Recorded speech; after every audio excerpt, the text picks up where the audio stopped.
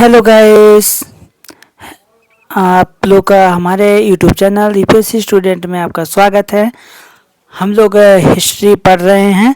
History में हमने जो है हड़प्पा सभ्यता का ओरिजिन पढ़ा, हड़प्पा सभ्यता का पतन भी पढ़ लिया और उससे पहले हमने वेद उपनिषद वगैरह के बारे में भी हमने पढ़ लिया। हम पढ़ रहे थे वैदिक धर्म में ऋग्वैदिक काल और लेटर वैदिक पीरियड, उत्तर वैदिक काल के बारे में देख रहे थे। तो हमने बहुत सारा कुछ देख लिया था। अब हम पढ़ने वाले थे वैदिक काल के जो धर्म है ना, धर्म के बारे में चर्चा करना है हमको।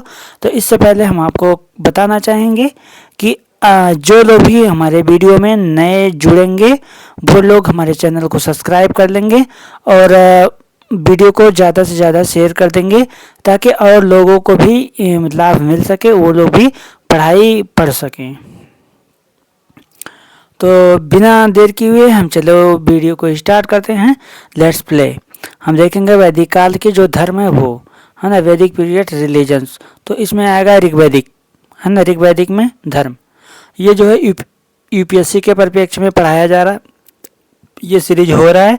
यूपीएससी में जो है हम रिवीजन कर रहे हैं। तो रिवीजन हम, क्योंकि हम यूपीएससी स्टूडेंट हैं और हमारे चैनल का नाम भी यूपीएससी स्टूडेंट है।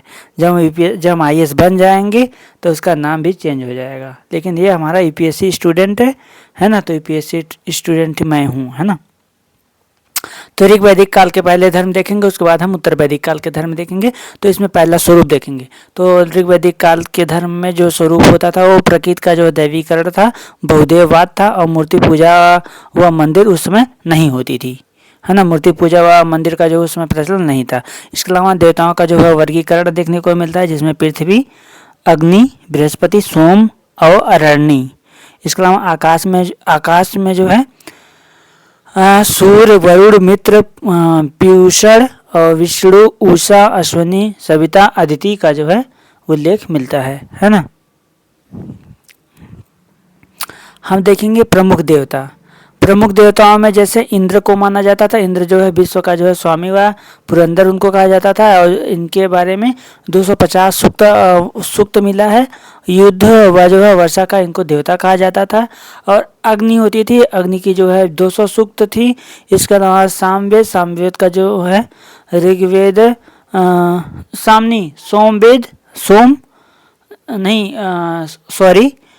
अग्नि के बाद जो होता है सोम देवता थे। सोम के जो है ना ऋग्वेद का जो है नवा मंडल, जिसमें जो है 114 सूक्त हैं। इसके अलावा वरुण में जो है समुद्र का उनको देवता कहा गया है। और त्रास्य गोपा थे, जिनको जो है ऋत का जो है संरक्षक, ईरानी नाम जो उनको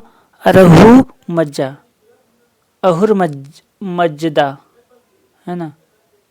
हम देखेंगे आगे जो है कि ईरानी नाम जो है इनको ओरनोज, और वाहन का जो है इनका मगरमच्छ होता था। अरण्य जो होते थे अरण्यानी, वो जंगल की देवी होती थी। अरण्य मीन्स होता है वन, तो अरण्यानी शब्द वहीं से आया है।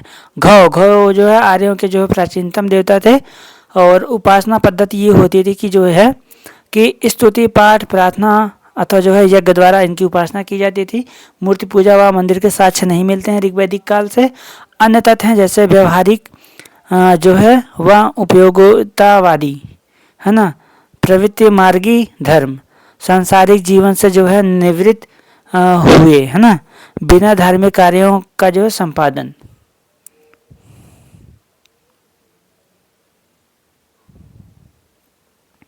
अब देवता हम बता देते हैं और संबंध बता देते हैं एक बारी डिटेल से। जैसे देवताओं में हम अग्नि को देखेंगे। तो अग्नि किसके देवता? तो अग्नि जो है देवता एवं मनुष्य के बीच का जो मध्यस्थ होते थे। जैसे ऐसा माना जाता था कि जब अग्नि जो है जलाई जाती है, जो धुआं निकलता है, वो अगर भगवान से कुछ कहना है तो मैसेज के द्वारा करेगा, वो जो है धुआं के माध्यम से ऊपर में जाकर के भगवान को मैसेज दे देगा। तो ये अग्नि को इसके संबंध में लिया जाता था। वरुण देवता थे, उनका जो है पृथ्वी एवं सूर्य के निर्माता और समुद्र का देवता, विश्व के नियामक व शासक, सत्य का प्रतीक, ऋतु परिवर्तन व दिन रात का जो है कर्ता उनको कहा जाता था। इसके अलावा हम देखेंगे घव को जो है आकाश का देवता और सबसे प्राचीन है ना। इसके अलावा सोम जो है वनस्पति देवता थे। उषा जो है प्रगति तथा एवं उत्थान का जो है प्रतीक थी वो, है ना। इसके अलावा अश्वनी जो है विपत्तियों को हरने वाले देवता थे। पूषण जो है पशुओं के देवता थे।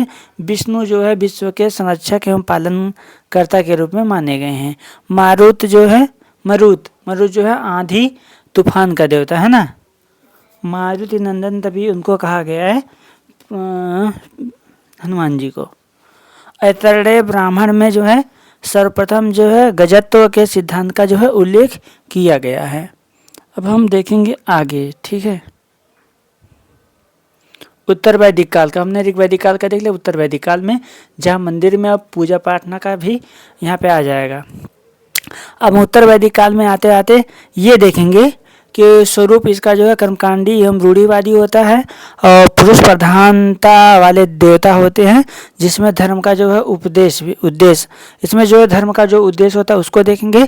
तो धर्म का उद्देश्य ये होता था कि भौतिक सुखों की प्राप्ति के लिए और पारलौकिक सुखों की मनोकामना, है ना, कि हमको मोक्ष मिल जाएगा और भौतिक सुख हों, जैसे बहुत सारी चीज़ें हमको ये मिल जाए, भगवान ये मिल जाए, हम पास हो जाएं, तो फलाना ढिमकाना, देखो बहुत चीज़ें होती है ना, इस टाइप का होती थी। और प्रमुख जो देवता होते थे उत्तर वैदिक काल के, वो सर्वोच्च देवता प्रजापति होते थे और रुद्र देवता होते थे, जिनको जो है अग्नि का स्थान लिया उन्होंने, अग्नि का स्थान रुद्र देवता ले लिए। और विष्णु देवता जो है लोगों के जो है पालक व रक्षक अभी भी हैं। इसके अलावा सत्व ब्राह्मण में जो है पुनर्जन्म का सिद्धांत भी आ गया, है ना। अब उपासना जो पद्धति है उसके बारे में हम देख लेते हैं। उसमें जो है यज्ञ के महत्व में जो है अत्यधिक वृद्धि हुई और यज्ञों में जो है बड़े पैमाने पर पशु की बलि दी जाने लगी। बड़े यज्ञों का जो है आयोजन अश्वमेघ, राजसूय यज्ञ व वाजपेयी यज्ञ के रूप में देखने को मिलता है। अब हम देखेंगे वैदिक काल का जो अर्थव्यवस्था है। तो वैदिक काल के अर्थव्यवस्था में पहले हम ऋग वैदिक काल का देखेंगे, उसके बाद हम उत्तर वैदिक काल का देखेंगे। तो ऋग वैदिक काल का जो अर्थव्यवस्था है उसमें मुख्य व्यवसाय जो है पशुपालन होता था, जिसमें पशुओं में हम गाय, बैल, भैंस, बकरी, घोड़ा आदि को देख सकते हैं। और गाय जो है सबसे इसमें पवित्र पशु मानी गई थी। गाय के लिए जो है अगन्य शब्द का जो है प्रयोग किया गया था, अगन्य शब्द का, जिसका अगन्य का मतलब होता है जिसका वध ना किया जा सके, है ना। और किसी इसमें क्या होती थी, किसी की जानकारी सीमित जानकारी मिलती है। यहाँ ऋग्वेद का जो है चौथा मंडल, है ना, वह सूक्त 24 वह जो है 24 सूक्त है उसमें। और इसमें कहा गया एकमात्र अनाज जो है जौ होता था, जौ को उसमें यौ बोलते थे। शब्द जो है कुल्या मतलब नहर, कुल्या शब्द जो है नहर के लिए प्रयोग हुआ है। क्षेत्र या जो है उर्वरा मतलब क्षेत्र या उर्वरा कृषि योग्य जो भूमि होती थी उसको कहा जाता था। और उसके बाद अलावा हम देखेंगे असमक चक्र जो है बोला जाता था रहट को, और जो है अवट जो है गड्ढे को बोला जाता था, है ना। हल को जो है लांगल बोला व जो है सिर बोला जाता था। गोबर की खाद को जो है करीसू बोला जाता है। हल से जो है जोती हुई जो रेखा होती है उसको सीता बोला जाता था। जब हल से जुताई करते हैं तो एक बन जाता है ना नाली जैसा, उसी को बोलते हैं। धातु उद्योग जो था इसमें, उसमें प्रमुख जो है धातुएं जैसे सोना थे, सोना को हिरण्य बोला जाता था, अयस्क को ताम्र बोला जाता था। ऋग्वेद में लोहा और चांदी का उल्लेख नहीं मिलता है। माना जाता है कि ऋग्वेद काल में जो है लोहे और चांदी का उल्लेख नहीं मिलता है। उस समय लोहे और चांदी का प्रचलन नहीं था। इसके अलावा विनिमय का जो माध्यम होता था वस्तु विनिमय प्रणाली होती थी, मतलब बाटर सिस्टम, और सामान के बदले सामान। आप मेरे को गेहूँ दे दो, मैं आपको चावल दे दूँ। आपको अगर सरसों की ज़रूरत है तो आपको मैं सरसों दे दूं और आपको मुझे गेहूं दे दो। इस तरीके का होता था बाटर सिस्टम में। उसके बाद देखेंगे पड़ी होता था, जो व्यापारी को पड़ी बोलते थे। और वेकनाट, है ना, कुछ दिन को जो है सूदखोर को बोलते थे, जो सूद मूद पे जो पैसा वगैरह देता था उसको बोलते थे वेकनाट, कुछ दिन। अब प्रमुख जो शिल्पकार हैं, है ना, वो देखेंगे हम। तो प्रमुख जो शिल्पकार हैं उसमें तक्षण होते थे। तक्षण जो है बढ़ई व रथ निर्माण का कार्य करता था और सबसे विकसित हुआ जो है शिल्प समूह का अध्यक्ष होता था। तो जो प्रमुख शिल्पकार है उसमें जो है तक्षण होता था। तक्षण जो है बढ़ाई हुआ जो है रथ का निर्माण कार्य करता था। सबसे विकसित वह जो है शिल्प समूह का जो है अध्यक्ष होता था वो। उसके बाद होता है करमार, है ना। करमार जो है धातुकर्मी होता था। उसके बाद कुलाल जो है मृदभांड निर्माण का कार्य करता था। उसके बाद अलावा वह प्रेत्य होता था, उसको नाई का काम करता था। उसके बाद चर्मकार जो है चमड़ा का कार्य करता था। और श्री जो है जिसको पेशकारी बोलते थे वो बुनाई व कताई का कार्य करता था।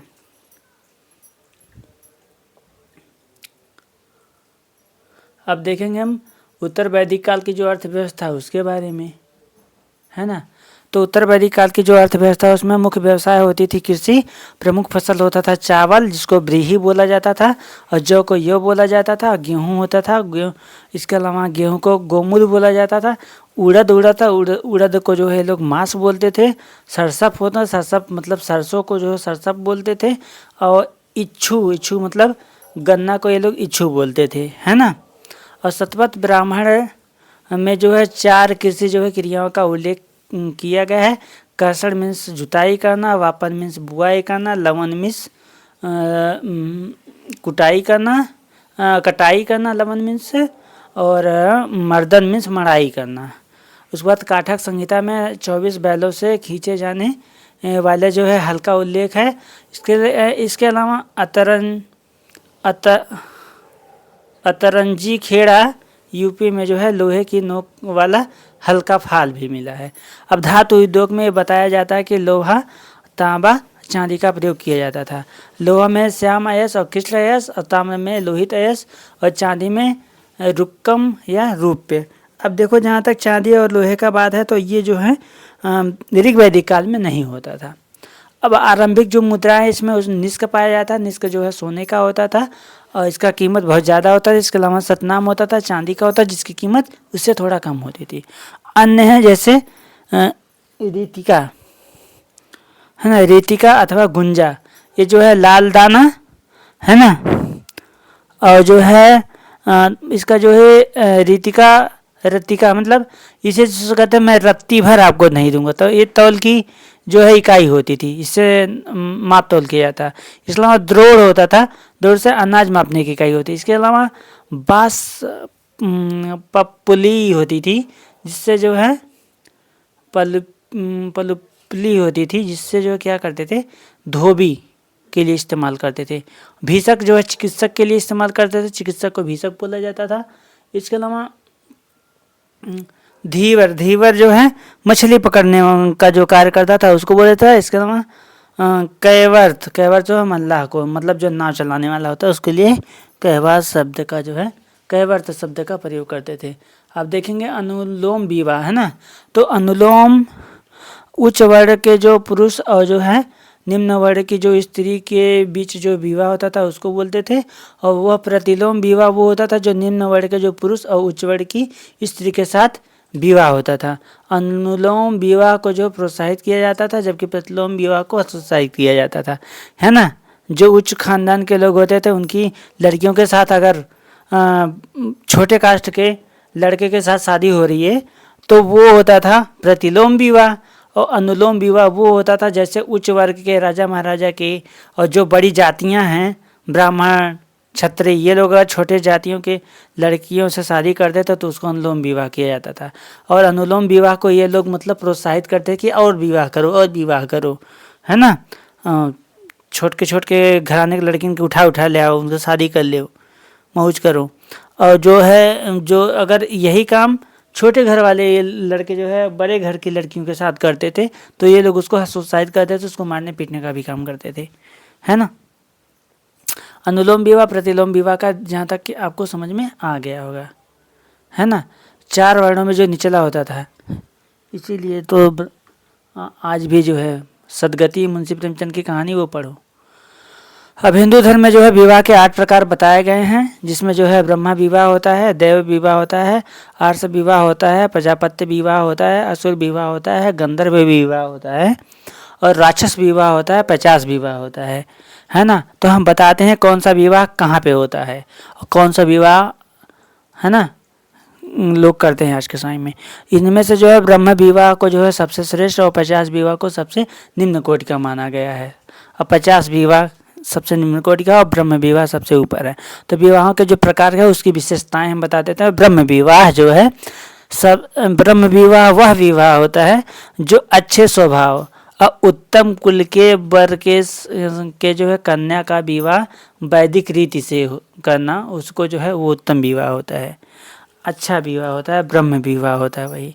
इसके अलावा दैव विवाह वह विवाह होता है जो यज्ञ में ऋषित्व को जो है अलंकृत कर जो है कन्या को देना होता है ना। तो ऋषित्व को अलंकृत कर जो है कन्या को देना होता है, उसको जो है दैव विवाह कहते हैं। इसके अलावा आर्ष विवाह वह होता है जो धर्म के लिए वर से, है ना, धर्म के लिए वर से 1 या 2 जोड़े गाय और जो है बैल लेकर कन्या को सौंपना, है ना, उसको बोलेंगे अर्ष विवाह, आर्ष विवाह। इसके अलावा प्रजापत्य विवाह होता है जो पूजन के बाद पिता कन्या दान करते हैं, है ना, उसको वो बोलते हैं प्रजापत्य विवाह। और वही आजकल ज़्यादा देखने को मिलता है कि द्वार पूजा होगा और पिता जो है कन्या दान करते हैं, है ना, ये ज़्यादा देखने को मिलता है। इसके अलावा गंधर्व विवाह है जो वर वधू के जो है पारस्परिक प्रेम और सहमति के कारण होता है। जैसे आजकल लोग सेटिंग कर लेता है उसके बाद जो है वो वाला विवाह। राक्षस विवाह वह होता है जो वर कन्या पक्ष के जो है संबंधियों को मार कर या जो है घायल करके रोती चीखती कन्या को अपने घर ले आता है, उसको राक्षस विवाह कहते हैं। अब देखिए वो तो प्रेम विवाह हो गया जो मतलब वर वधू जो है पारस्परिक प्रेम वगैरह कर रहे हैं, है ना। लेकिन राक्षस विवाह अगर कन्या को मार पीट कर, उसके कन्या पक्ष को मार पीट कर उनके संबंधियों को जबरदस्ती कन्या को उठा कर ले जाकर शादी कर लो तो राक्षस विवाह हो गया। और 50 विवाह वह होता था जो मतलब सोई हुई शराब आदि पीने से उन्मत्त स्त्री के से एकांत में जो है संबंध स्थापित करके विवाह किया जाता था। मान लो कोई स्त्री सोई है जा कर के कुछ कांड उस तरीके से हो जाए, या मतलब शराब वगैरह पिला दिया, कुछ इस तरीके से गलत कार्य कर दिया, और है ना, तो बहुत लोग जैसे कि बार वगैरह में जाते हैं तो वो सारी चीज़ें दारू वगैरह पिला देते हैं, तो फिर बहुत सारी गलत हरकतें कर देते हैं और फिर बाद में ऐसा होता है कि विवाह तक का तो ये सब विवाह को 50 विवाह में किस श्रेणी में रखा गया है। अब हम आगे देखेंगे महाजनपद काल, ठीक है। अब महाजनपद काल में हम लोग पहुंच चुके हैं। अच्छा, अगर हाँ, हमने कल ही वो बात कर लिया था समाज के बारे में तो हमने कल ही बात कर लिया था। अब हम आज देखेंगे महाजनपद काल, ठीक है।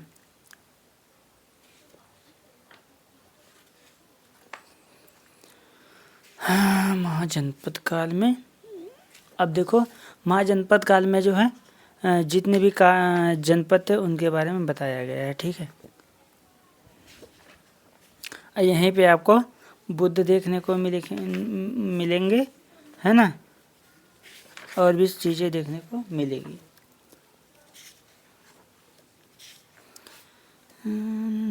अभी तक का कुछ कोई डाउट हो तो पूछ लीजिए, एक बारी देख लीजिए ध्यान से।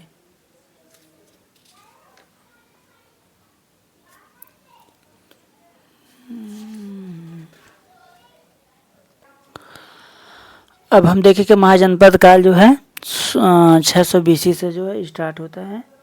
अब हम इसमें पढ़ेंगे, ठीक है। तो जो है 16 महाजनपद होते हैं, उसका सामान्य परिचय हम अच्छा पहले ये दिखाई देते हैं कहाँ पे है। तो देखो ऊपर में सबसे कंबोज है ना, कंबोज के बाद हम नीचे देखेंगे गांधार, उसके बाद कुरु, उसके बाद पांचाल, उसके बाद कोसला, मल्ला, वज्जी, और फिर नीचे है सूरसेन, मत्स्य है ना, अवंती है, वत्स, चैत्य है, और काशी है, मगध है, असाका, है ना। ये सारे राज्य हैं। फिर धीरे धीरे ये राज्य मिटेंगे, नए राज्य का उदय होता चला जाएगा, ऐसे ही होता रहता है। तो हम महाजनपद काल का जो उदय है उसका पहले हम सामान्य परिचय देखेंगे। ठीक है, सामान्य परिचय में हम देखेंगे लगभग जो है 6ठी सदी ईसा पूर्व में गंगा यमुना दोआब में लौह हुआ जो है किसी क्रांति के कारण जो उत्तर वैदिक कालीन जनपदों के जो है विलय से 16 जो है महाजनपदों का उदय हुआ। और इस काल में जो है 600 से 300 ईसा पूर्व को जो है पूर्व मौर्य काल और जो है बुद्ध काल और सूत्र है ना, सूत्र काल तथा द्वितीय नगरीकरण क्रांति का जो है काल जैसे नामों से जाना जाता है। तो जानकारी के जो स्रोत मिलते हैं उनके बारे में हम जान लेंगे कि इनका स्रोत कहाँ से मिला कि ये मतलब थे, है ना, 16 महाजनपद। तो इसका जो है स्रोत मिलता है साहित्य से और पुरातात्विक से। साहित्य में जैसे बौद्ध साहित्य है उसमें अंगुत्तर निकाय है, सुत्त पिटक जिसको बोलते हैं, 16 महाजनपद का जो है सर्वमान्य उसमें बताया गया है। उसके बाद जैन साहित्य जो है भगवती सूत्र है, उसमें भी जो है व्याख्या प्रज्ञप्ति है उसमें बताया गया है। इसके अलावा पुरातात्विक में जो है उत्तर काले जो है पॉलिशदार जो है मृदभांड मिले हैं और आहत सिक्के भी मिले हैं जिसको पंचमार्क कॉइन्स बोलते हैं, वो मिले हैं। जो महाजनपद काल का जो उदय में जैसे मध्य एशिया से ये जो है आर्य जो है ना अलग अलग कबीले के रूप में आए थे, है ना, वो आगे जो है चल के जनपद में, है ना, 22 जनपद में बन जाते हैं, हो जाते हैं। फिर वो 22 जनपद जो है आगे वो 16 जनपद में तब्दील हो जाते हैं। ठीक है, समय काल इसका जो है 6th सेंचुरी BC से जो है मानी जाती है। और महाजनपद की जो जानकारी है वो बुद्धिस्ट ग्रंथ में अंगुत्तर निकाय ये जो है भारत में द्वितीय शहरीकरण की बात कहती है। महाजनपद के जो उदय के कारण है वो हम देखेंगे, तो इसका उदय क्यों हुआ। ठीक, अब देखो हम पहले एक बारी जो 16 महाजनपद है उनके बारे में देख लो ध्यान से। ऊपर में देखो कंबोज है, कंबोज की राजधानी हाटक है। अब पूछ लेता है ये क्वेश्चन कि राजधानी इसका क्या है, कंबोज का राजधानी, सही सम्मिलित कीजिए, सही सम्मिलित में आया कंबोज की राजधानी क्या है, हाटक है। गांधार की राजधानी क्या है, तक्षशिला है। तो ये दोनों कहाँ पे है इस समय, पाकिस्तान में पड़ते हैं। इसके बाद आता है कुरु, कुरु जो है, कुरु की राजधानी कहाँ है, तो इंद्रप्रस्थ है जो आज की दिल्ली और हरियाणा है। इसके अलावा पंचाल, पंचाला जो है छिन्न उसका है जो बरेली यूपी में वहाँ पे पड़ता है। कौशल जो है श्रावस्ती फैजाबाद की तरफ पड़ता है कौशल। और मल्ल जो है कुशीनगर यूपी में पड़ता है। इसके अलावा काशी जो है बनारस यूपी में ही पड़ता है। तो यूपी में ज़्यादा देखो साम्राज्य देखने को मिलते हैं, ज़्यादा जनपद देखने को मिलते हैं। इसके अलावा वज्जी जो है वैशाली बिहार में पड़ता है। और बिहार में ही अंग और चंपा आता है बिहार में। इसके अलावा मगध जो है आता है बिहार में, राजगिरी पटना बिहार में। इसके अलावा वत्स जो है कौशाम्बी इलाहाबाद यूपी में आता है। और चेदी वंश आता है MP में। अवंती आता है 15वां उज्जैन में। और मत्स्य विराटनगर जो आता है देखो जयपुर राजस्थान में, है ना। और सूरसेन आता है मथुरा में 14वां। 14 जनपद हो गए ना। और एक नीचे असमक होगा, है ना, नीचे असमक है देखो असमक। तो 15-16 ऐसे ही हैं। ठीक, एक चेदी 16, हाँ 16 हो गए। अब हम जो अब उसकी देखो यहाँ पे 16 हो जो हैं वो बताया गया है। जैसे कि 14 जगह तो राजतंत्र था लेकिन 2 जगह गणतंत्र था। जैसे आज के समय में जैसे राजा क्या करता था, अपनी जनता से ही मतलब पूछ करके शासन करता था, जैसे रिपब्लिकन था वहाँ पे, है ना। तो राजा जो है जो भी कार्य करता था उसके बारे में जनता को पता होती थी और जनता वही चीज़ें करती, जनता मतलब गणतंत्र व्यवस्था थी वहाँ पे। तो अब राजतंत्र यहाँ व्यवस्था थी, राजतंत्र व्यवस्था जहाँ जहाँ थी वो अंग था, असमक था, अवंती था, चेदी था, गंधार, कंबोज, कौशल, कुरु, मगध, मत्स्य, सूरसेन, पंचाल, वत्स, काशी, यहाँ पे जो है राजतंत्र व्यवस्था था। और गणतंत्र व्यवस्था वज्जी और मल्ल में था। ये दोनों जो है बिहार में पड़ते हैं। ठीक है, वज्जी और मल्ल। अब जो है देखो यूपी में जो है 8 महाजनपद पड़ते हैं, एमपी में जो है 2 महाजनपद पड़ते हैं, बिहार में 4 महाजनपद पड़ते हैं, राजस्थान में 1 महाजनपद पड़ता है। तो महाजनपद के उदय के क्या क्या कारण हो सकते हैं? तो कारण ये थे कि लोहे का जो है कुशल प्रयोग होता था, है ना, जिसमें कृषि जंगलों की कटाई हुई। जब लोहे का कुशल प्रयोग होने लगा तो लोग क्या करने लगे? कृषि करने के लिए जंगलों की कटाई करने लगे, हथियार तथा बहुत सारी युद्ध की सामग्री बनाने लगे। कृषि का जो है विकास हुआ तो अधिशेष उत्पादन हुआ, व्यापार वगैरह होने लगा, तो ये भी है ना। और जो है नवीन व्यापार पर जो है व्यवसाय हुआ, नवीन व्यापार और व्यवसाय भी बढ़ गया।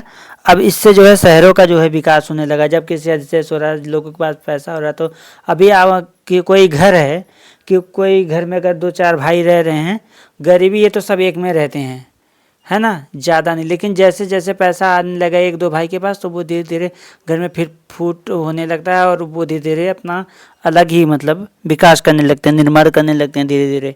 तो धीरे धीरे धीरे धीरे धीरे क्या होता है, वो अलग होता है और विकसित, लेकिन ये होता है कि विकास होता चला जाता है। इससे जो है शहरों का जो है विकास हुआ और प्राकृतिक संसाधनों की जो है प्रचुरता को भी ठोस, है ना, थी उस समय, क्योंकि बहुत सारा लकड़ी वगैरह काट वोट करके ये लोग तो विकसित कर लिया सब कुछ, है ना।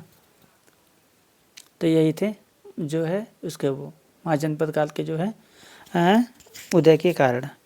अब जैसे हम देखेंगे महाजनपद की जो राजधानी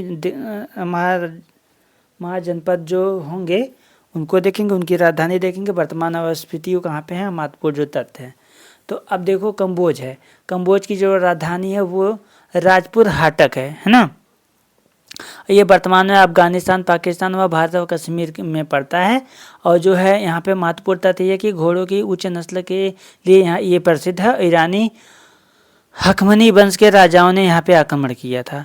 और इसके अलावा जो है दूसरा जो हमारा जो महाजनपद है वो गांधार है। गांधार की राजधानी तक्षशिला है, वही जहाँ से चंद्रगुप्त मौर्य पढ़े हुए थे, है ना, चाणक्य जहाँ के टीचर थे, है ना, वहाँ के गुरु थे। तो और वर्तमान ये अवस्थिति कहाँ है तक्षशिला की? ये पेशावर रावलपिंडी पाकिस्तान में है। और महत्वपूर्ण तथ्य है कि तक्षशिला जो है कनिंघम द्वारा खुदाई की गई थी यहाँ पे। और प्रमुख शहर जो है यहाँ पे फिरोजपुर निकला। फिरोजपुर जो आधुनिक पेशावर में पड़ता है। उत्तर जो है पथ यहाँ पे व्यापारिक मार्ग मिला, जो तक्षशिला, मथुरा, कौशाम्बी, पाटलिपुत्र, ताम्रलिप्ति, ये बंदरगाह जो है बंगाल में, वहाँ तक की जाती थी सड़क। इसके अलावा कुरु जो है उसको देखें, कुरु जो है इंद्रप्रस्थ इसका राजधानी होता है। और ये मेरठ, दिल्ली और थानेसर तक इसकी जो है विस्तार रहता है। वर्तमान जो आज का थानेसर है, मेरठ, दिल्ली, यहाँ तक होता है ये। और इसका जो प्रमुख नगर जो है हस्तिनापुर, और जो प्रमुख शासक होते हैं वो पुरु, परीक्षित और युधिष्ठिर यहाँ के होते हैं। उसके बाद हम देखेंगे, है ना, पांचाल, है ना, पंचाल में जो है अहिच्छिन्न, है ना, जो मतलब तथा जो है काम्पिल्य दक्षिणी, है ना। अब मैं ये समझना चाहता हूँ, जो युधिष्ठिर थे, जो परीक्षित थे, तो ये तो हड़प्पा सभ्यता से पहले, तो ये महाजनपद काल था नहीं, ऋग्वैदिक काल से पहले। तो ये तो बाद में सब आया। तो क्या महाजनपद काल तो बाद में आया, लगभग 600 BC में। तो क्या उस समय जो है ये पूर्व परिचित युधिष्ठिर यहाँ पे रहते थे क्या, हैं? मैं ये समझना चाहता हूँ। और तो उनके समकालीन कितने मतलब शासक थे? पूर्व परिचित तभी इसमें भगवान धरती पे टहल रहे थे, है ना, ये सोचने वाला विषय है। उसके बाद आता है पंचाल। पंचाल में जो है इसकी राजधानी होती थी अहिच्छिन्न, जो उत्तरी तथा जो है काम्पिल्य दक्षिण में होता था। 2 राजधानी, इसका अहिच्छिन्न जो उत्तर में होता था, काम्पिल्य दक्षिण में होता था। और ये जो आज का मतलब है इसका जो भूभाग, वो बरेलू, बदायूं और फर्रुखाबाद उत्तर प्रदेश में फैला हुआ है। और यहाँ पे जो है प्रसिद्ध नगर कन्नौज, और जिसमें जो है महोदय नगर या जो है कन्या कुंभ जो होता था। और काम्पिल्य जो है द्रौपदी का जो है स्वयंवर, पिता जो है राजा द्रुपद, है ना, वही तो बताया जा रहा है यहाँ पे। अब हम देखेंगे महाजनपद में जो है राजधानी देखें महाजनपद में, जैसे अब हम देखेंगे वत्स। अगला वश में जो है कौशाम्बी इसकी राजधानी है। इसका वर्तमान स्थिति जो है प्रयागराज तथा मिर्जापुर उत्तर प्रदेश में है। यहाँ महत्वपूर्ण शासक हुए जैसे उदयन हुआ। गौतम बुद्ध के समकालीन बौद्ध भिक्षु पिंडोला भारद्वाज ने जो है बौद्ध धर्म में दीक्षित किया है। और भाषा जो है संस्कृत नाटक हुआ जो इसको स्वप्न वास दत्ता कहा गया। हर्षवर्धन जो है संस्कृत नाटक लिखा है जिसको रत्नावली और प्रियदर्शिका कहा गया है ना, प्रियदर्शिका में। इसके अलावा काशी जो है, काशी को देखेंगे, काशी की जो राजधानी वाराणसी होती है, वर्तमान स्थिति इसके वाराणसी उत्तर प्रदेश में है। और इसका जो महत्वपूर्ण वाराणसी में जो वरुणा अस्सी नदी है, वस्त्र उद्योग का जो केंद्र है वहीं पे। और सूरसेन आता है, सूरसेन जो है मथुरा का होता है, मथुरा में जो है ब्रजमंडल यूपी में पड़ता है ये आज का। और यहाँ पे यूनानी साहित्य ने सूर सेनोई तथा जो है मैथोरा शब्द का जो है वो मिला। और कौशल जो है, कौशल में जो है श्रावस्ती तथा जो है कुशावती है ना, इसकी राजधानी होती है कौशल की। और ये आज के समय में फैजाबाद, गोंडा और जो बहराइच का क्षेत्र वहाँ पे है। इसके जो प्रमुख शहर नगर हैं उसमें जो है सेतव्य, उकट्टा, दंडकंपा, नलकापना और जो है पकंघा। श्रावस्ती जो है उसको जो है सहेत मेहत गांव बोला जाता है। राप्ती नदी जो है वहाँ पे है। अयोध्या को जो है उसमें साकेत बोला जाता था। रामायण काल में जो है महाकाव्य काल। और जो है प्रमुख जो शासक यहाँ पे प्रसन्नजीत जो है बुद्ध के समकालीन थे। और विडुम्ब जो है प्रसन्नजीत पुत्र थे, वो लुम्बिनी पे जो है आक्रमण किए थे। अब हम देखेंगे आगे इसमें महाजनपद में जो है वज्जी, मल्ल, अंग, मगध। अब जो वज्जी का जो राजधानी है वैशाली, मल्ल का कुशीनारा, पावापुरी भी कहते हैं, बिहार में पड़ता है, कुशीनारा यूपी में पड़ता है। और अंग जो है चंपा नदी के किनारे है ना, इसकी राजधानी भी चंपा होती है। और मगध का राजधानी राजगिरी होता है जो गिरिब्रज में पड़ती है। अब वज्जी का जो वैशाली राजधानी होती है, इसका वर्तमान स्थिति मुजफ्फरनगर वैशाली बिहार में। और महत्वपूर्ण तथ्य है विश्व का जो है प्रथम गणतंत्र ये होता है ना। 8 जो है राज्यों में अष्टकुल का जो है संघ और बुद्ध काल का सबसे बड़ा शक्तिशाली गणराज्य होता है। मल्ल जो है कुशीनारा जो पावपुरी है वहाँ पे राजधानी इसकी होती है। वर्तमान स्थिति इसका उत्तर प्रदेश तथा बिहार में होता है। और महत्वपूर्ण जो तथ्य इसमें बताया गया है कि कुशीनारा जो है उत्तर मल्ल और भगवान बुद्ध का जो महापरिनिर्माण वहाँ पे है। पावापुरी दक्षिण मल्ल है जहाँ पे भगवान महावीर का जो अंतिम संस्कार भूमि है। अब उसके बाद अंग का जो है चंपा है और ये भागलपुर और मुंगेर के पास पड़ता है। इसकी आज का जो भागलपुर और मुंगेर वहाँ पे है। और यहाँ पे जो है वस्तुकार महागोविंद राजगिरी के भी वस्तुकार हैं। 6 प्रमुख शहरी जो है केंद्र यहाँ पे चंपा, राजगिरी, काशी, कौशाम्बी, श्रावस्ती व जो है साकेत। इसके अलावा मगध जो है राजगिरी गिरिब्रज में है। और यहाँ की वर्तमान स्थिति जो है इसकी वो जो है पटना, गया व जो है नालंदा के पास है, लगभग संपूर्ण बिहार। तो बुद्ध काल का जो है सबसे बड़ा जो है शक्तिशाली महाजनपद मगध ही था, है ना। तो 12 हो गए, अभी 4 हैं। अब मत्स्य है ना, हम देखेंगे मत्स्य का राजधानी विराटनगर था। इसका जो आज का जो भूभाग है वो राजस्थान है। और ये ऋग्वेद में जो है यदु, पुरुचेरी और मत्स्य का उल्लेख है। पांडव का जो है अज्ञातवास वो जो है राजा विराट के पास हुआ था, है ना। और चेदी जो है, चेदी की राजधानी जो है शक्तिमत है। और ये जो है आज के जो है वर्तमान जो इसकी अवस्थिति है वो बुंदेलखंड, मध्य प्रदेश, उत्तर प्रदेश के पास है। और महत्वपूर्ण जो तथ्य है महाभारत काल में यहाँ पे जो है शासक शिशुपाल था और जिसका जो है वध भगवान कृष्ण ने किया। ऋग्वेद में जो है चेदी वंश के एक जो है शासक कसु का जो है उल्लेख है। अवंती का देखेंगे तो 15वां है जो जिसमें उज्जैनी उत्तर तथा जो है माहिष्मती इसकी जो है दक्षिणी राजधानी है। उज्जैनी इसकी उत्तरी है और महिष्मती दक्षिणी राजधानी है। और इसका जो वर्तमान स्थिति वो मालवा क्षेत्र है ना। और यहाँ पे जो महत्वपूर्ण तथ्य है वो देखेंगे तो यहाँ का जो प्रमुख शासक चंड प्रदोत था, भगवान बुद्ध का समकालीन था।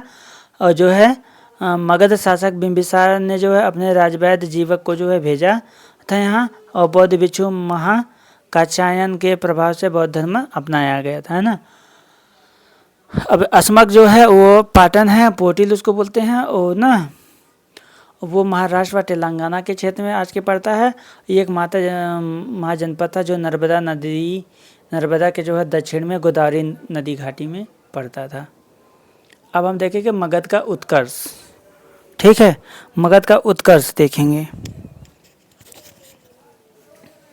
अब देखो मैं एक चीज़ और बता देता हूँ, महाजनपदों का जो वितरण था वो सिंधु घाटी क्षेत्र में था। गोदावरी नदी घाटी पश्चिम और मध्य भारत तक था। गंगा घाटी में जो है 11 महाजनपद थे और सब 5 महत्वपूर्ण जो है महाजनपद गंगा पूर्वी घाटी में थे।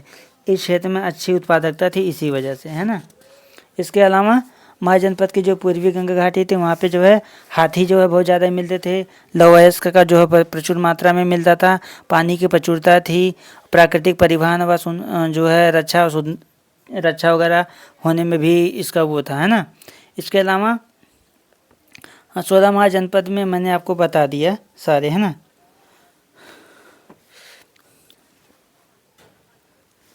जैसे क्वेश्चन आया पूछ लेता है ये कि जो है भारत में 16 महाजनपद के उदय के मुख्य कारण क्या थे और जो है अधिकांश महाजनपदों की अवस्थिति पूर्वी गंगा घाटी में क्यों थी। तो ये मीन्स का क्वेश्चन भी पूछ लेता है। ठीक है,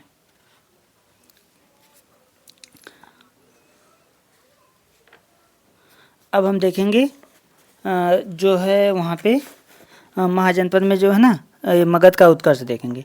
तो मगध का उत्कर्ष में देखें, पहले सामान्य परिचय इसका देख लेते हैं, है ना। तो परिचय देखेंगे, उसमें जो है उसके बाद उत्कर्ष का क्या कारण होगा, उसके प्रमुख जो वंश हैं। प्रमुख वंश में हम देखेंगे बृहद्रथ वंश, हर्यंक वंश, शिशुनाग वंश, उसके बाद नंद वंश। नंद वंश के बाद बहुत बड़ा साम्राज्य आता है। और ये जो है जो मगध है वो गंगा नदी, सोन नदी, विंध्य पर्वत और चंपा नदी के बीच में होता है। बहुत ही सुरक्षित स्थान होता है। ठीक है, तो हम देखेंगे मगध में जो है 6 से जो है 4 ईसा पूर्व में जो है विकसित एक महाजनपद है। यह जो है ना क्षेत्र पूर्वी गंगा घाटी बिहार में पड़ता है। 16 महाजनपदों में जो है सर्वाधिक जो है शक्तिशाली होता है। और मगध का जो संस्थापक वो बृहद्रथ होता है, जो जरासंध, है ना। कुछ किताब जो है बोलते हैं जरासंध। और जो जैसे ही मगध एक जो है ना महाजनपद बन गया तो 3 बड़े शासक ने यहाँ पे शासन किया। एक हर्यंक वंश, शिशुनाग वंश, नंद वंश। ठीक है, बृहद्रथ वंश के बाद अब देखो जो प्रथम यहाँ वंश वो मिलता है वो बृहद्रथ वंश है। दूसरा हर्यंक वंश में बिंबिसार आता है। शिशुनाग वंश में शिशुनाग आता है। नंद वंश में महापद्मनंद आता है। उसके बाद मौर्य वंश आ जाता है। मौर्य वंश उसमें चंद्रगुप्त मौर्य आता है। और जब बृहद्रथ आता है, प्रथम वंश बृहद्रथ वंश आता है तो उस समय राजधानी गृहब्रज होती है राजगिरी में।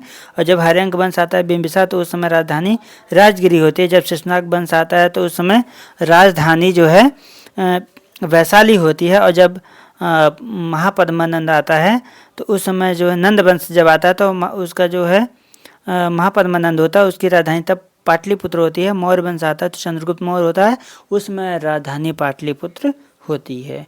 मगध के उत्कर्ष के क्या कारण हो सकते हैं कि मगध का उत्कर्ष क्यों हुआ, है ना। तो ये हम देखेंगे। तो जो है मगध के उत्कर्ष का कारण ये था कि भौगोलिक अवस्थिति और पानी तथा प्राकृतिक संसाधनों का जो है प्रचुर मात्रा में था वहाँ पे। और लोहे की उपलब्धता भी बहुत ज़्यादा थी और हाथी बहुत ज़्यादा वहाँ पाए जाते थे, है ना, क्योंकि जंगल वगैरह था बहुत बड़ा। तो इसका ना अत्यधिक उपजाऊ भूमि भी था, गंगा के किनारा था, है ना।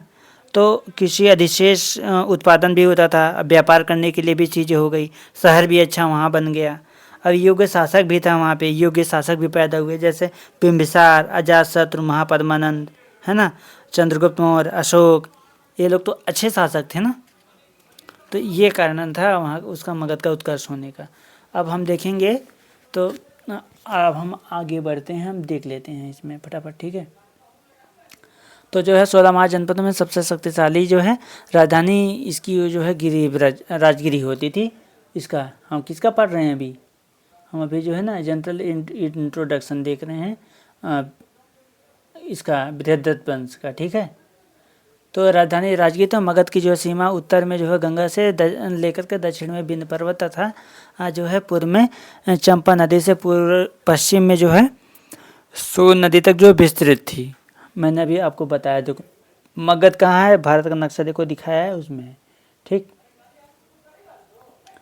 अब मगध का जो उत्कर्ष का कारण हमने बता ही दिया कि लौह की प्रचुरता के कारण उन्नति व जो है वाहनीय शस्त्रों का निर्माण हुआ, हाथियों की प्रचुरता से जो शक्तिशाली गज सेना का निर्माण हुआ और मध्य गंगा घाटी में उपजाऊ मैदान में अवस्थिति थी। इस समय राजगिरी में जो है 5 पहाड़ियाँ और जो है पाटलिपुत्र में जो है 3 नदियाँ जैसे गंगा, सोन व गंडक नदियाँ थी, है ना, से घिरा था। अब बिम्बिसार, राजस्व, शिशुनाग, महापद्मन जैसे युग शासक यहाँ पे नेतृत्व किए। बाद में जो है चाणक्य और अशोका ने इसको और आगे ले गए। इसके अलावा ब्राह्मणवादी जो है सामाजिक मान्यताओं का जो है शून्य यहाँ पे प्रभाव था, क्योंकि यहाँ पे ब्राह्मणवादी जो थी वो ज़्यादा यहाँ पे नहीं थे, क्योंकि जितने भी शासक यहाँ पे हुए वो पहले सारे ब्राह्मण नहीं थे, है ना। इसके अलावा मगध के जो प्रमुख वंश, तो मगध के जो प्रमुख वंश है उसमें देखते हैं बृहद्रथ वंश होता है, उसके बाद हर्यंक या पितृहंता वंश बोला जाता है, उसके बाद शिशुनाग वंश, उसके बाद नंद वंश, है ना, बृहद्रथ वंश। तो जो है बृहद्रथ हर्यंक वंश आता है। हर्यंक वंश में हम देखेंगे बिम्बिसार को जो है श्रेणी बोला जाता है, अजात शत्रु को कुड़िक बोला जाता है, उदयन को उदयभद्र बोला जाता है, उसके बाद अनिरुद्ध आता है, मुंडक आता है, नागदशक अंतिम शासक होता है। और शिशुनाग वंश में आता है शिशुनाग, उसके बाद कालाशोक को जो है काकवर्ण बोला जाता है, उसके बाद महानंदी माता है जिसको नंदीवर्धन बोला जाता है। उसके बाद आता है नंदवंश में महापद्मनंद घनानंद अंतिम शासक होता है। अब देखो इसका जो टाइम है वो देख लेते हैं। तो हर्यंक वंश का जो है 544 से लेकर के 412 BC तक, और इसके अलावा शिशुनाग वंश का जो है 412 से लेकर के 344 BC तक, और 344 BC से नंद वंश आगे बढ़ता है 324 BC तक। उसके बाद आ जाता है मौर्य वंश, है ना। तो अब हम फटाफट इसमें जो है देख लेते हैं। जो हर्यंक वंश का जो संस्थापक होता है उसकी राजधानी राजगिरी होती है, और यह जो है बौद्ध धर्म का अनुयायी होता है ना, बिम्बिसार। हर्यंक वंश का जो वो होता है वो बिम्बिसार होता है। तो बिम्बिसार के बारे में पहले देखेंगे। तो बिम्बिसार जो है हर्यंक वंश का संस्थापक होता है, राजधानी जो है राजगिरी होती है। यह जो है बौद्ध धर्म का अनुयायी होता है तथा गौतम बुद्ध के जो है समकालीन। इसने जो है अपने राजवैद्य जीवक को जो है गौतम बुद्ध की मदद के लिए जो है भेजा था। अंग जो है महाजनपद को जो है इसने मगध में मिलाया था। अवंती के जो राजा प्रदोत को ये जो है सहायता हेतु ये राजवैद्य जीवक को भेजा था, है ना। इसके अलावा ये जो है विवाहिक कूटनीति भी इसने लगाई थी, जिससे जो है इसने जो है कौशल के राजा प्रसन्नजीत की जो है बहन महाकौशला से शादी कर ली थी, और जो है वैशाली के राजा चेतक की जो पुत्री चेलना से भी विवाह इसने किया था। इसके अलावा जो है मल्ल देश की राजकुमारी क्षेमा से इसने विवाह किया था। इसके अलावा मृत्यु इसका जो है अजातशत्रु का जो है इसकी मृत्यु जो है बिम्बिसार का इसके पुत्र अजातशत्रु के द्वारा हुआ था। इसके बाद इसका जो है लड़का आता है अजातशत्रु का जो है समय आता है 493 BC में। उसका पिता जो है बिम्बिसार होता है, उसकी हत्या करके वो मगध का शासक बनता है। उसका नाम इसलिए होता है कि उसका नाम कुड़िक होता है, क्योंकि पिता की हत्या करता है, इस वजह से। और प्रारंभ में ये जैन तथा जो है पहले ये जैन धर्म का अनुयायी होता है, बाद में ये बौद्ध धर्म का अनुयायी बन जाता है। प्रथम बौद्ध संगति इसी के शासनकाल में हुई राजगिरी में, और अध्यक्ष उसका जो है महाकश्यप थे। मंत्री जो है वर्षाकार की सहायता से वैशाली पर अधिकार कर लिया था, और 461 BC में जो है पुत्र उदयन द्वारा हत्या की गई। उसके बाद आता है उदयन। इसके बाद इसका लड़का आता है उदयन भी जो अपने पिता अजातशत्रु की हत्या करके वो आता है मगध का शासक बनता है। फिर पाटलिपुत्र नगर की स्थापना करता है। जैन धर्म का वो अनुयायी होता है लेकिन। और हर्यंक वंश का जो है हर्यंक वंश का अंतिम शासक होता है नागदशक, है ना, नागदशक, है ना। उसका हत्या जो है शिशुनाग करता है और शिशुनाग वंश का स्थापना कर लेता है। तो अब पहले हम फटाफट हर्यंक वंश के बारे में देख लेते हैं, ठीक है। पहले बृहद्रथ वंश के बारे में देख लेते हैं। तो बृहद्रथ वंश जो है पुराण महाभारत में जो है मगध का प्राचीनतम वंश कहा जाता है। संस्थापक इसके बृहद्रथ थे, जरासंध और बृहद्रथ पुत्र, है ना। तो गिरिव्रत जो है गिरी को जो है राजधानी इन्होंने बनाया था। अंतिम शासक रिपुंजय थे इसके, है ना।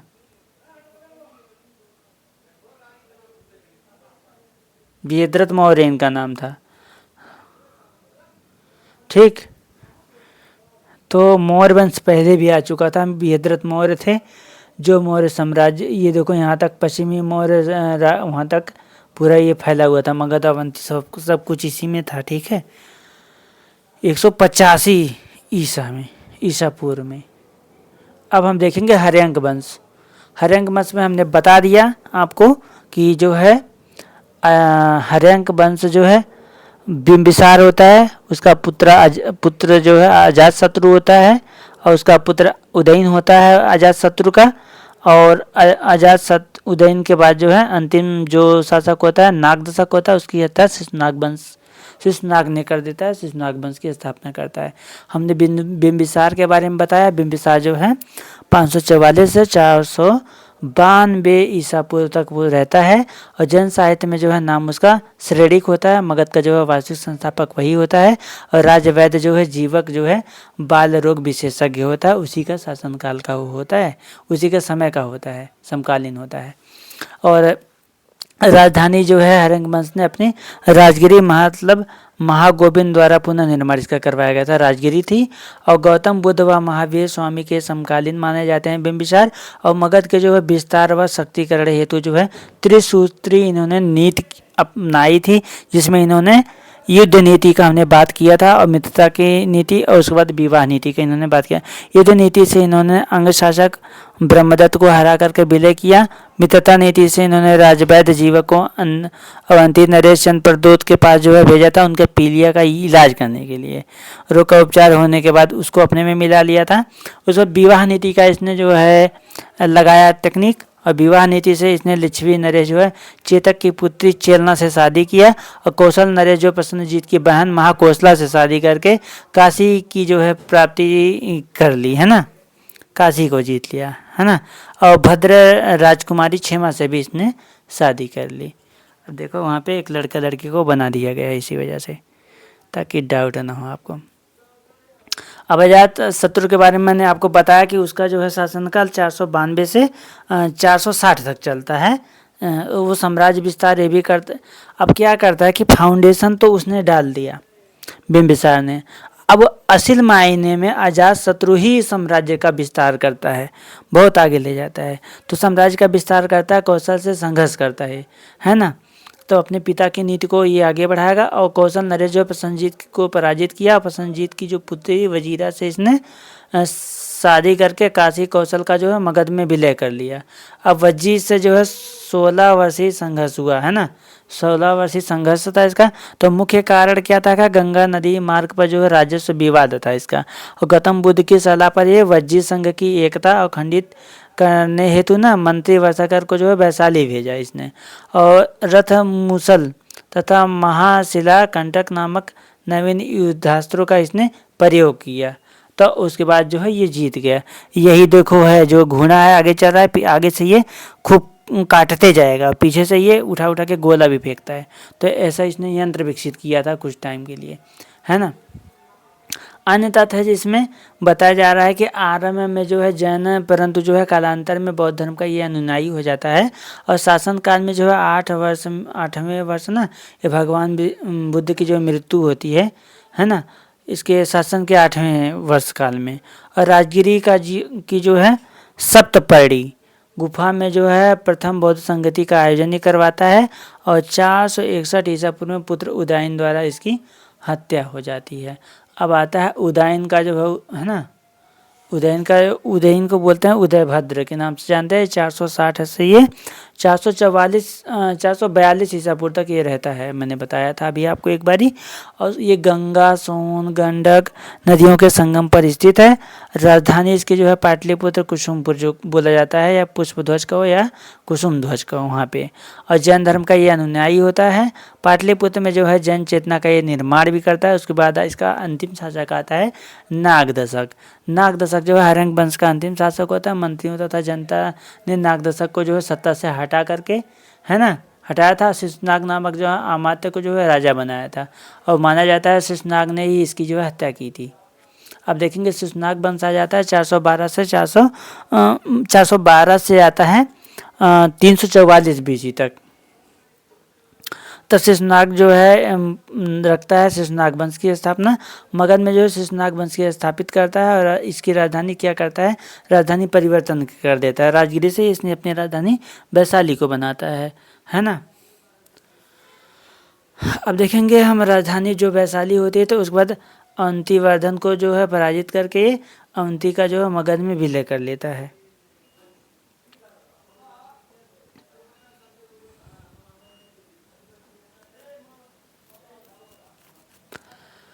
अब उसके बाद जो है आता है काला अशोक। इसका दूसरा राजा जो सबसे इम्पोर्टेंट वो काला अशोक है। उसको काकवड़ भी बोला जाता है।